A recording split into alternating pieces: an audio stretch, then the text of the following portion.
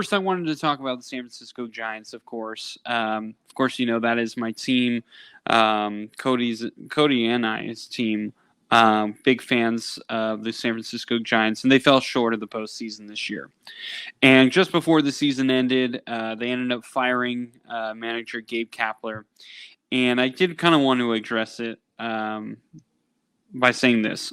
I do kind of feel, first initial thoughts were I really do feel like Gabe Kapler was the scapegoat in this.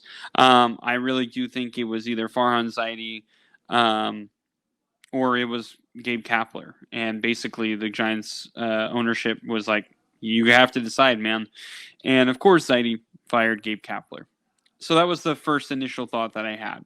Now, listening to some of the players, it does sound like Gabe Kapler was trying to keep it loose all the time. It kind of sounded like he was not trying to be too high and not trying to be too low. He was just trying to be even keel throughout the whole thing.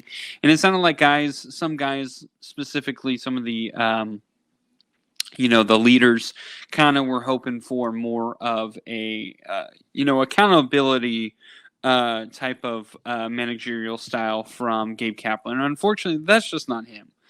But I will say this, and I tweeted this out. I do feel like Giants fans owe Gabe Kapler praise. First and foremost, he broke a record while he was here.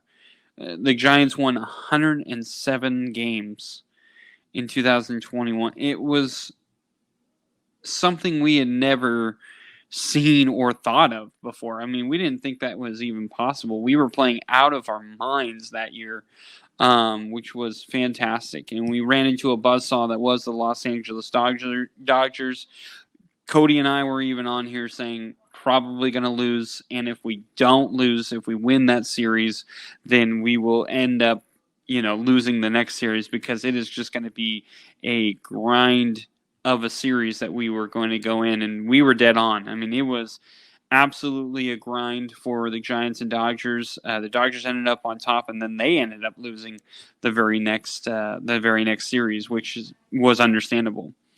So Gabe Kapler did that.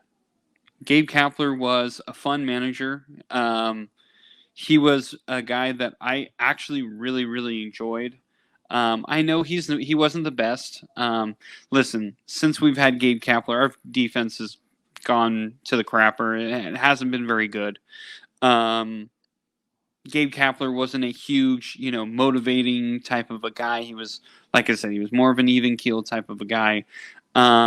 He made some bad decisions here and there. I mean, every manager does. I remember watching Bochy, and I was like, dude, what the heck are you doing, man? Why?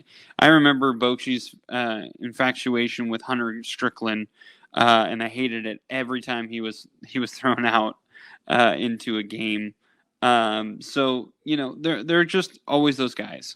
The reason I said it, I thought it was a scapegoat mentality, is Gabe Kapler had to do something with nothing. This roster was terrible. We didn't get Aaron Judge like we thought we might. We didn't get Carlos Correa like we thought we might. We didn't even get a chance to talk to Trey Turner. We didn't get Dansby Swanson. There was possibility of us trading for Tim Anderson. We never even did that. I mean, we just literally got no one ever, every single time. And it's not like we didn't have the money for it. It's not like we didn't try. But the issue that is happening is this continues to happen. And it's continuing to happen under Farhan Zaidi. And it's starting to get a little concerning. And I think that's why I say I think it was the scapegoat. I think to save another year for Farhan Zaidi, he had to let go of Gabe Kapler. And I'm pretty sure he didn't want to. I think he wanted to keep him. But I think the owners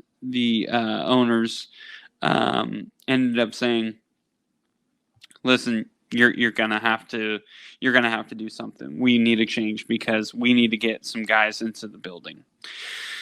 So I posed this question: where do the Giants go from here? First and foremost, this is a really, really unfortunate time that we have to go after a manager and then go into free agency.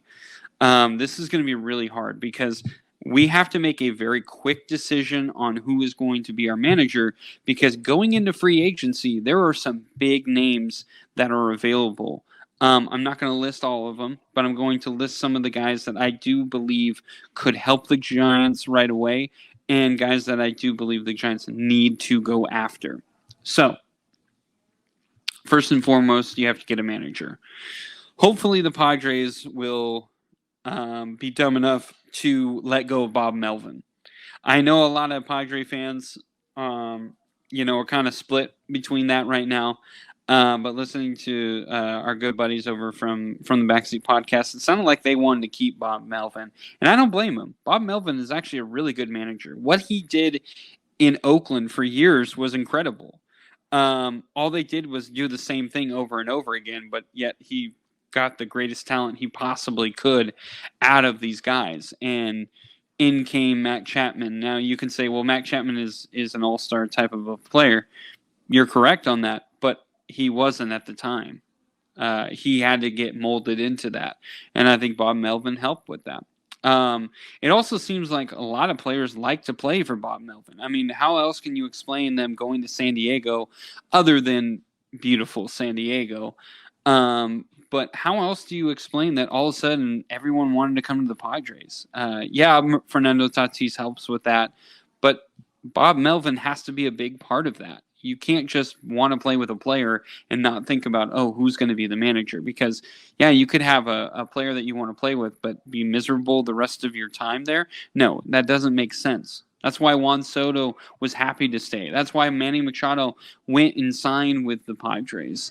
That's why they ended up getting all these great players. I mean, Blake Snell, Yu Darvish, Josh Hader. I mean, all these guys are very talented players. These are all guys that you should want still. So I think Bob Melvin is the number one target, in my opinion, for the Giants. I know all these Giants fans are saying, well, what about Buster Posey? What about, maybe even Brandon Crawford? Listen, as much as I love Buster Posey, he's never managed before. Yes, he is a former catcher, so he has that experience, of course. But I'm not sure that he's going to want to take a job like that. I don't know if Buster Posey would even want something like that. He seems to be okay with being away from baseball.